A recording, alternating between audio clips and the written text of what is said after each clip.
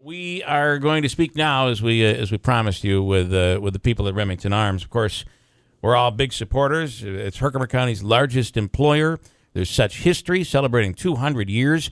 What do we have? I know we have Aaron, on the line right Aaron now. LaVenture is the union president. That's right. He's also joined.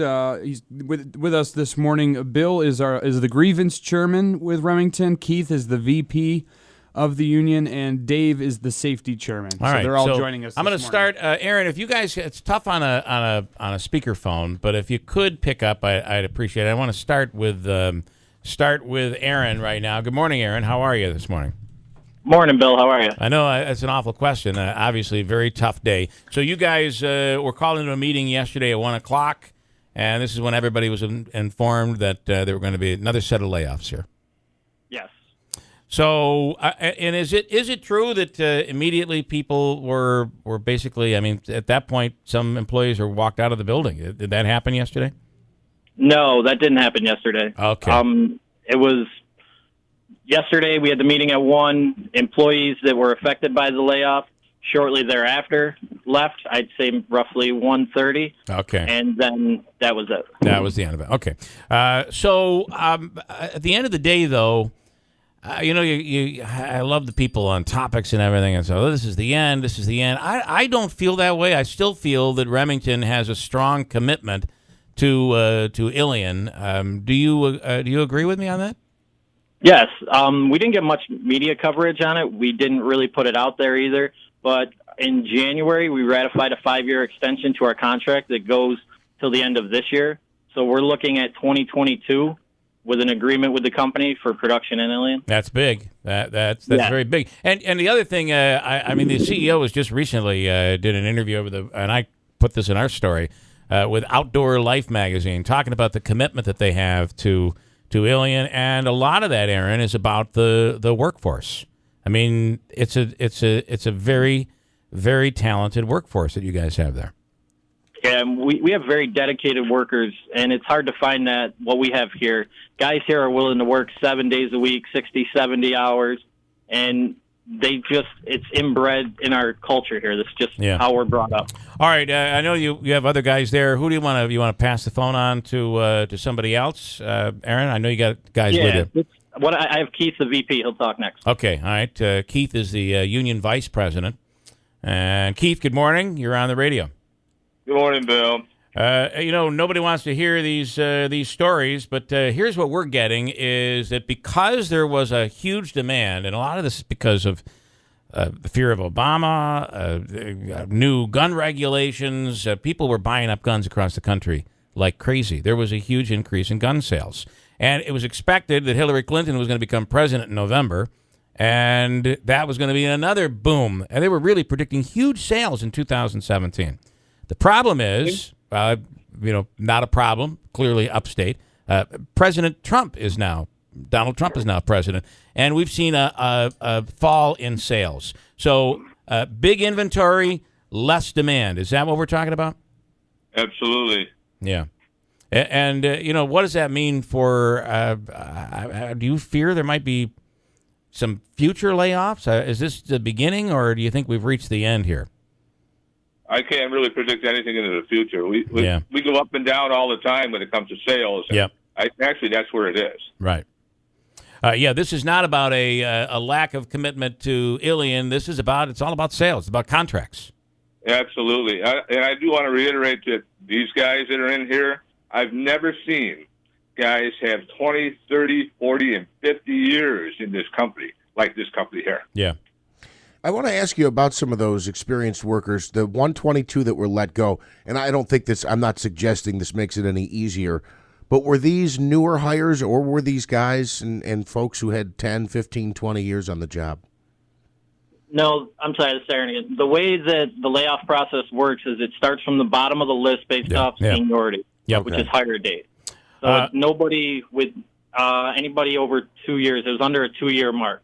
Okay. I mean, it's unfortunate when anybody gets laid off. Sure. Yeah.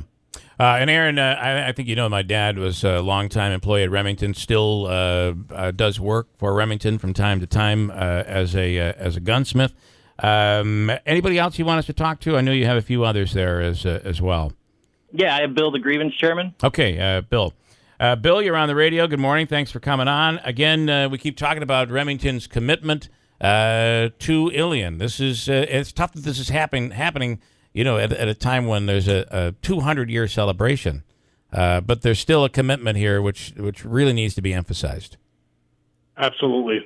We have that 5-year extension is huge for us also in the plant and within the communities also. All right, and so that basically means that it's a commitment from the company, from Remington, that they're committed for the next 5 years at the very least to Ilion. Absolutely. All right. Yep. All right, and have I not spoken with Dave as of yet? Morning. Good morning, Dave. And you are, what's your position there? I am the safety chair. All right, so give your thoughts on this. Obviously, whenever anybody loses a job, it's really difficult. But give us your thoughts. My thought is that I feel deeply for the families that have been affected. None of us wanted this to happen. We tried really hard to keep it from happening. It's heartbreaking. It really is. Yeah. All right, and it certainly doesn't make everybody feel comfortable at this time, especially those employees that are close. I spoke to somebody yesterday that I don't want to give the number because you'd actually know who this person is, but I spoke with them yesterday that said they were just within a certain small number of that layoff. So they didn't get laid off, but had it gone any deeper, they would have. That's a tough position to be in. Yes. Yeah. And Aaron, I'll end with you here before we go to Assemblyman Mark Butler, who is actually holding a rally today. And there's something worth talking about. Obviously, Mr. Butler's trying to put together a plan that would repeal much of the SAFE Act. But Aaron, your thoughts on New York's attitude towards Remington Arms? Do you think that's played any role in any of this, Aaron? Well, the bad thing is New York as a whole, we just get classified together. It's really downstate that has, concerns with gun issues. Upstate being the sportsmen, shooters, this is how we're brought up. Yeah. So, I mean, politics are always going to play a part in anything when you're in this kind of business. And we ride a very fine line being both unionized and manufacturing guns itself. Yeah. So we always look for people that are out to try and help us as first, the employer we work for, and then the community as well, so that we try to take everybody's best interest in hand when we talk to politicians. And, at the end of the day, when you're brought up here, certainly you're brought up in the Valley, you're brought up and you're taught from the very beginning about being a responsible gun owner. And that's I think that's the part they don't understand downstate. These are not the guns that people are going in and robbing convenience stores in New York City. That's not what's happening here. So, absolutely. All right, Aaron. Again, please one more time reiterate the fact that you guys recently in January signed a commitment with Remington. Just reiterate that for people listening right now. Yep. In January, we had a union vote, and it was ratified by our membership for an additional 5 years. We have 1 year remaining on our current contract, takes us to 2022, and we're extremely proud of that. We're extremely proud of the workforce we have here. Our members are some of the best that you're ever going to find. And just on a side note, we are open to talking to any politician that's willing to talk to us. All right. What's your employment number at right now? Do you know? Offhand, I can't give you an exact number. Roughly? We're roughly 800. Okay, so we're down to 800. That's probably close to as low as it's ever been. Right. I mean, that's a very rough number, but if you go back to like the early 90s when they had a layoff, I would say it was under 6. Wow, so, it really was. Wow, I did not realize that. I mean, that's just on our side, too. That's hourly members that we have. Yep. And at the end of the day, listen, I hate to say, but we don't need as many employees. And it's not something we'd like to talk about, but with the equipment that's used today, and it's just with fewer employees, you can produce more with fewer today, and that's also part of it. It doesn't mean necessarily that that Remington isn't healthy because of that. It's just fewer needed to produce more, and that's a shame, but it is what it is. So, all right, Aaron, again, Aaron LaVenture and all the guys, Bill and Keith and Dave, thank you guys all for taking the time here this morning. Again, we're big supporters. Thanks so much. And we want to thank you. And like I said, we're open to talking to anybody who's open to us. So if anybody reaches out to you guys, feel free to forward them my contact information. I will do that with Mark Butler, who's up next.